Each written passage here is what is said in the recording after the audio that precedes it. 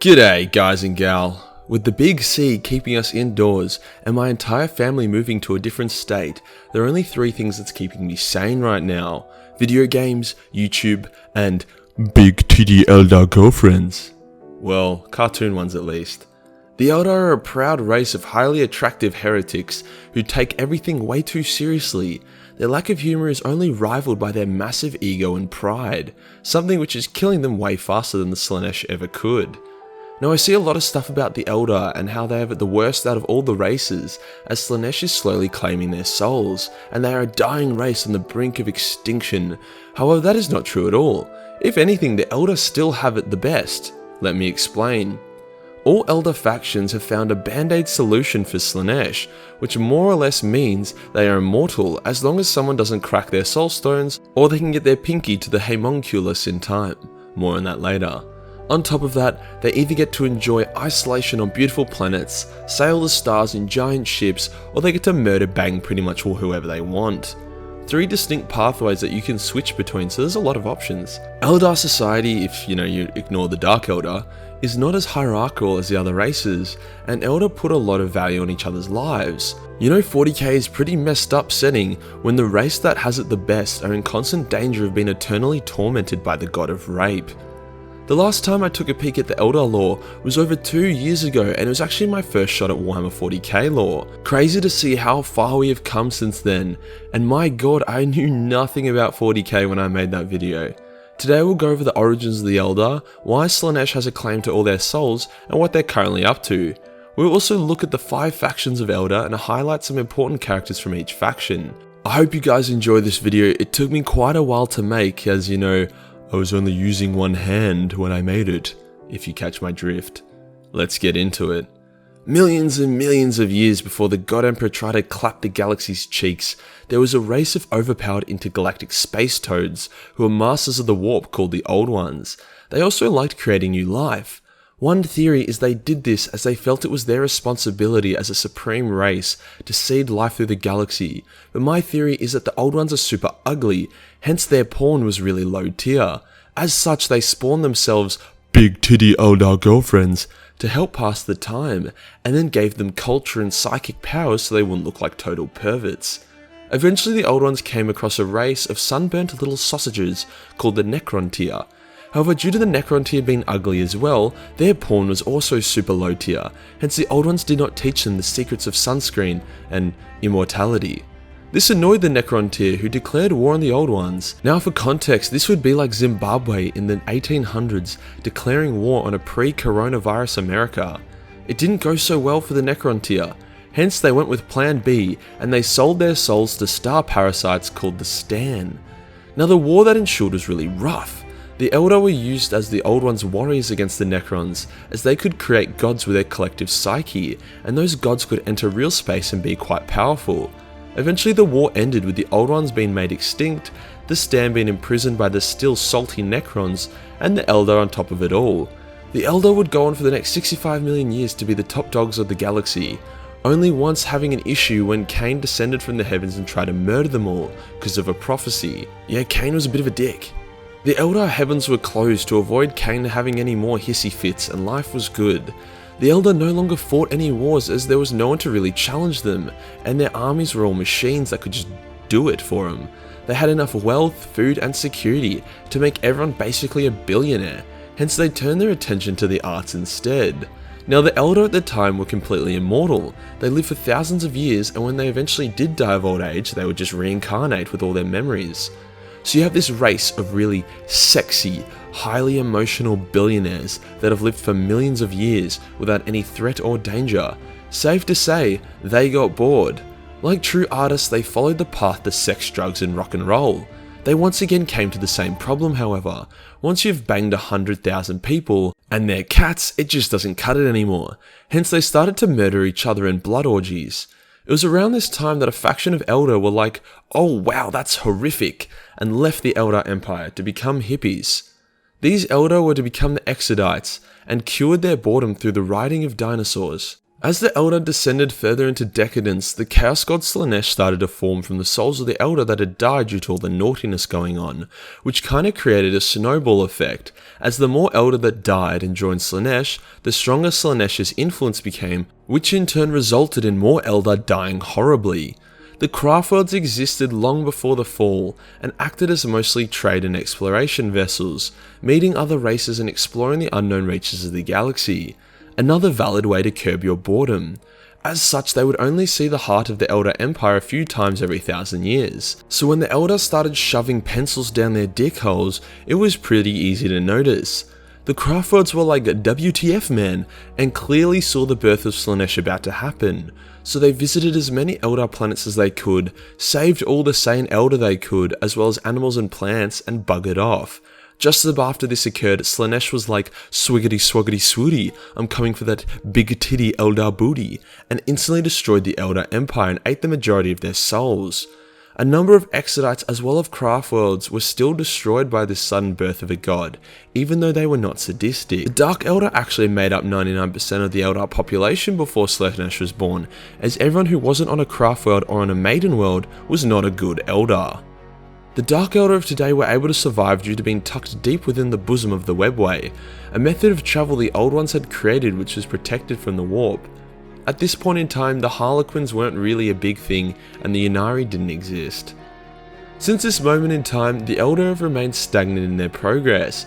The Craftworlds grew massively in size to compensate for their new populations, the Exodites kept riding dinosaurs, and the Dark Eldar did some wacky stuff to create their Dark City Comorrah. It was soon after the birth of Slaanesh that the Great Crusade began, which was not a good thing for the Eldar. During the Great Crusade, numerous innocent Eldar Maiden Worlds were destroyed, as well as at least 2 Craftworld. However, all was not lost. Despite all the Elven gods being either eaten by Slaanesh, shattered into 1,000 pieces, or taken by Nurgle to be used in his experiments, one god escaped, Sheogorath, the meme god. With Sheogorath's escape, he offered a new path for the Eldar, the path of the Harlequin. At a moment's notice, Eldar across the galaxy may abandon their post and give their soul to Sheogorath, joining the Harlequins in their secret mission to kill the Slut God. Despite being a god of a minor race, Sheogorath has been one cheeky boy and has altered the course of the galaxy in a pretty dramatic way. More on that later. One interesting thing to note is that whilst Craftworld Eldar can use psychic powers due to their Spirit Stone protection, they usually restrain themselves as it draws Slaanesh's attention, whereas the Dark Eldar do not use psychic powers at all for the same reason. And they don't have the spirit protection of the Spirit Stones. This is made more interesting by the fact that the Dark Eldar have a lot of overpowered technology from before the fall of the Eldar, which can only be activated with psychic powers. Gee, it's like if the two factions worked together, they would be able to really achieve some cool things. Let's now take a gaze at the different Eldar factions. First we have the Craftworld Eldar, who can be considered the good Eldar, however pretty much all Eldar are assholes. The Craftworld Eldar worship the gods of old, and are granted boons by them. They are led by the Phoenix Lords, who are a group of uber powerful Eldar who cannot die. Like, if you kill one somehow, they will come back and kick your ass. Margan Ra is one such Phoenix Lord, and he basically solo killed the Tyranid High Fleet, and he's not even the strongest of them, so you kinda get the picture. The Craftworld Eldar fortunately did learn from their mistakes of their race, hence they all wear chastity belts, and have all disregarded their passions in their pursuits of martial mastery and not dying. All Craftworld Eldar train their entire life to be warriors, and follow certain paths to do this. These paths being led by each Phoenix Lord. For example, some Eldar follow the path of melee combat, hence they might become striking scorpions, whilst other Eldar who like kinky non-penetrative sex might become howling banshees. Due to the complex nature of building a ship the size of a continent that can self-sustain itself, no new Craftworlds have emerged since the fall of the Eldar, so the 16 or so Craftworlds that have been destroyed since the fall of the Eldar is actually quite a big L for the Eldar. Their greatest threats being invasions from Chaos, the Tyranids, and even the Imperium of Man. Basically, all Craftworld Eldar have sticks up their asses, as they are so scared of enjoying themselves due to Slaanesh chasing their booty. Each Craftworld is like its own faction, has its own agenda, sometimes conflicting with each other, however they usually work together when they need to. Baal Tan loves war, Ulthwé is full of nerds, and pretty much everyone is dead on Liandon, so they become a craftworld full of Necrons. Notable Craftworld Eldar include the Phoenix Lords, such as Margun Ra, the most badass Eldar who literally dragged his craftworld out of the Eye of Terror, Asuraman, the chosen one of Azurian, and Janzar, that weird kinky bitch. And here are the other Phoenix Lords that are all cool in their own way, but we don't really care that much about what they're up to. I definitely just triggered some Xeno fans there, but hey, we will rebuild. A real famous Craftworld / Ynnari character is Eldrad, the most powerful Farseer in existence, who is also one of the oldest Eldar alive. This guy is basically single-handedly both saving and dooming the Eldar race. He's a do whatever it takes kind of guy, and through his actions he has caused the death of billions of people, and nearly awoke a god of death. If someone is carrying this setting, it's this guy. Also, he kicked Abaddon's ass in a melee fight, which when you consider he is an old wizard with clunky crystal bones, is pretty funny. Next up we have the significantly less interesting Exodite Eldar. If the Craftworld Eldar are High Elves and the Dark Eldar are the Dark Elves, then the Exodites are the Wood Elves. The Exodites are the Eldar who are like, wow, you're putting what in her ass? And decided they were not okay with how things were panning out with the whole Fall of Eldar situation, hence they left. However, as they only made out a small population of the Eldar and did not have craftworlds or other special technology, hence they were left in crappy old ships. Their destinations were distant planets the Eldar had been terraforming for millions of years. Here they set up shop and began enjoying a simple life. Because of how far they're situated from the Eye of Terror, they were perfectly fine for the most part when Slaanesh was born, and continue to be pretty free of chaotic influence. They tame special dinosaurs called dragons and basically roam their worlds in nomadic tribes.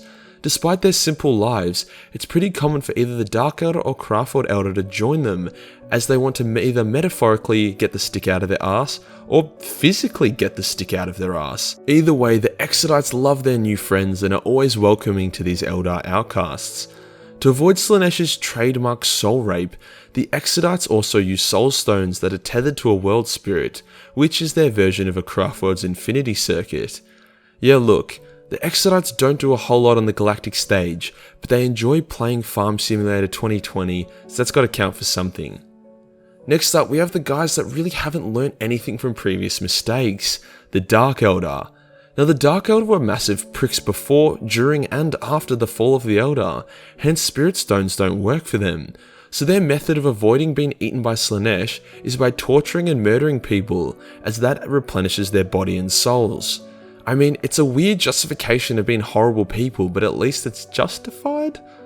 When a Dark Eldar hasn't shoved a cattle prod down someone's urethra for a while, they begin to age as their soul gets devoured. However, as soon as they cause horrific pain and suffering, they become replenished and youthful again. This is how the Lord of the Dark Eldar has stayed alive for the last 10,000 years. He basically has unlimited amounts of pain he can inflict, hence he stays infinitely youthful. Now, as stated, the Dark Eldar survived Slaanesh by hiding in the Webway, mainly in a city called Commorragh. Now, Commorragh isn't much of a city and more like a bunch of worlds crushed together and twisted into the shape of a horrific dark city. It's very big and there's a lot of Dark Eldar trying to climb their way to the top. Psychic powers are forbidden in Commorragh, as we discussed, so in order to make magic happen, they, you guessed it, torture and murder the crap out of people. Using this true and tested method, a Dark Eldar can be brought back from the dead if part of their corpse is recovered, hence the Dark Eldar are not fans of the Salamanders, especially since Vulcan has kicked their ass to a new dimension on more than one occasion, and his Black Boys had bombed the crap out of Commorragh in the past, being the only Space Marines so far to do so.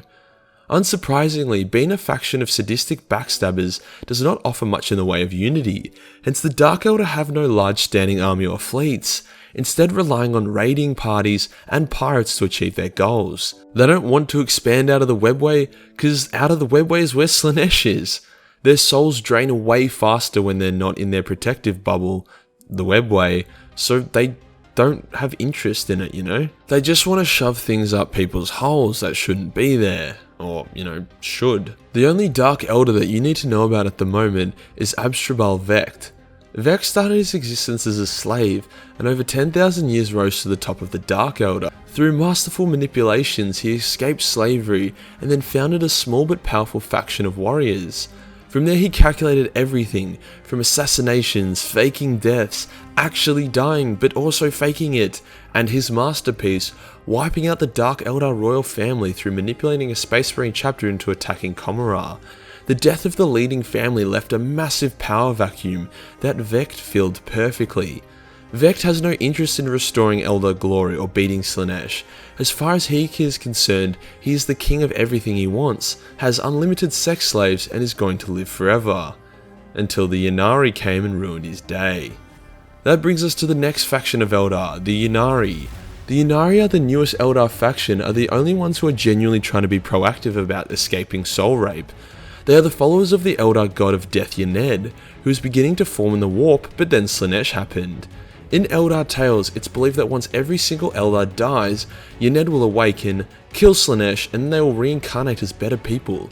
However, it's hard to convince a proud race of models to all kill themselves based off a hunch, so Eldrad being Eldrad decided to try forcibly awake Ynnari, using some shady magic. He nearly succeeded, however the Imperium, being the Monkai that they are, interrupted it, hence Ynnari was stirred but not awoken. He was however awake enough to choose his champion, as well as manifest a greater demon called the Ynnari. His champion was Gulliman's big titty to be Eldar girlfriend Yvain. As you can see, there's a lot of naming conventions going on here. So far there seems to be 3 methods of reviving Ynnari and killing Slaanesh. Method 1, mass suicide. Method 2, Eldrad being a naughty boy. And finally method 3, which is what we're currently aiming for, is the recovery of numerous powerful weapons called the Crone Swords, which when united and magicked will castrate Slaanesh. The recovery of the Crone Swords was going well, with the Ynnari securing allies, reviving G-Man, and being able to revive themselves whenever they want, as their god is, the manifestation of death itself. Also, members of the Ynnari do not need Spirit Stones, as their souls are claimed by Ynnari instead of Slaanesh. Vecht is not a fan of the Ynnari, as he is quite happy to keep pillaging booty as we discussed, hence he's tried to have Yvain killed quite a lot. So far no result for him, but I'm sure he'll keep trying. Now the mission to reclaim the Crone Swords has ground to a bit of a halt lately, as it's been revealed that the final Crone Sword is located within Slaanesh's palace, so not exactly an Eldar's holiday destination of choice, coupled with the fact that Slaanesh's most powerful greater demon just got boosted and is now trying to kill the Ynnari. So yeah, good luck emos, you'll need it. Yvain is the main girl for the Ynnari and was originally an Eldar on Baal-Tan that got bored, so eventually found herself in the gladiatorial pits in Commorragh, where she was killed. But she survived! As Ynnari was like, hey, that's pretty good. Her main companion is the Viscerach, her old mentor that grew feelings for her and was pretty sad when she left, hence he abandoned his extremely prestigious post on his Craftworld to go find her, infiltrating the Dark Eldar and then helping her escape. He is now her primary guardian and definitely in the friend zone. Think Jorah Mormont, except the woman he loves isn't a useless dyke. The final Eldar faction we have are the Harlequins. The Harlequins are the servants of one of the last remaining gods of the Eldar, Sheogorath. They existed before the fall of the Eldar, however they weren't very front and center, as there was no wars to fight at the time. Due to their god being an absolute meme lord, the Harlequins are hard to understand. Sometimes they will aid the Ynnari and protect Yvain, sometimes they will help Vecht. It's all a part of the Laughing God's confusing plan.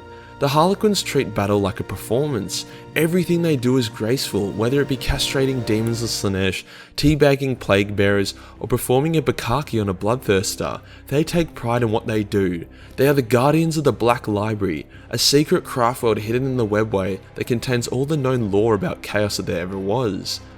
Something Arimran, the uber nerd, has been trying and failing to gain access to for thousands of years. The Laughing God has been subtly manipulating the galaxy for his own ends, swapping the Primarchs Fulgrim and the Khan at birth so they would land on different planets, something that likely resulted in Fulgrim going traitor instead of loyalist, and also resulted in the Khan being trapped in the Webway, the place that Sheogorath lives. Cheeky dog. Sheogorath wants Slaanesh to bugger off as well, but he isn't power enough to just eat her, hence he's been pulling the strings for thousands of years just enough to try tip it all in the Eldar's favour. I wonder if it will pay off. There aren't really many notable Harlequins as they all wear masks and they're all kind of, mysterious and shit, but that's okay. And that does us for today, guys. A brief but informative overview of the Eldar race. There's a lot of information here cut down into about 20 minutes or so. So if you're like, what about Dashin of the Shadow Song, the greatest Harlequin of the Villavi Tiddy Troop, then I haven't forgotten about them, I just don't make 40-minute videos. If this video does well and let's say gets like 40 or 50,000 views, then I will take a deep dive at each of the Eldar factions and we can really get our dicks wet. If you guys enjoyed this video and want to support the channel, then Patreon is the place to go. Only $1 helps me out immensely and gives you guys access to a boatload of custom Warhammer hentai. Join the Discord for more memes and I'll see you in the next one. Peace.